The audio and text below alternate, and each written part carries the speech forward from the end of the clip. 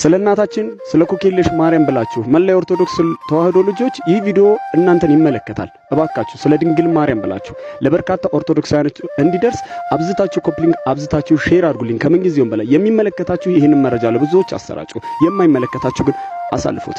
ስለናታችን ስለ ኩክየለሽ ድንግል ማርያም ብለን ዛሬ የተማጸንባችሁ ጉዳይ እነሆ።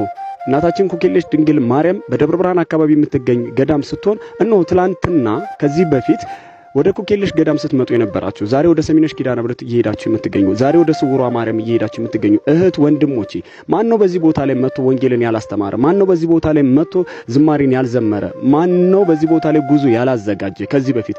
አሁን ላይ ግን ይቺ ገዳም ከበፊቱ የተነሳ ቀዝቀዛ ልማቷም እየተዳከመ መጥቷል። ይህ እንዳለ ሆኖ ታዲያ ገዳሙ በዚህ ሰዓት ላይ የጉዳት ሁኔታ ይታይበታል። እንደምትመለከቱት በገዳሙ ዙሪያ አካባቢ እነሆ የሚገኙ ከአምስት በላይ ፍልፍል ዋሻዎች ይገኛሉ። በእነዚህ ፍልፍል ዋሻዎች ላይ ታዲያ የመደርመስ ችግር እያጋጠመ ቤተ መቅደሶችን ሊያፈርስብን ነው።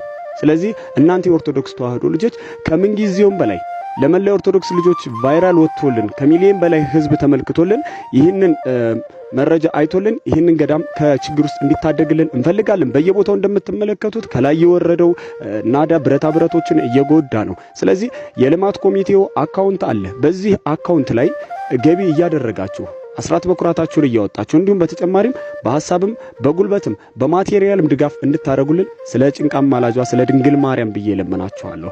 ከምን ጊዜውም በላይ ይሄን ቪዲዮ ለሌሎች እንዲደርሱ ሼር አድርጉልን። ይመለከተናል የምትሉ የተዋህዶ ልጆች እባካችሁ ድረሱልን።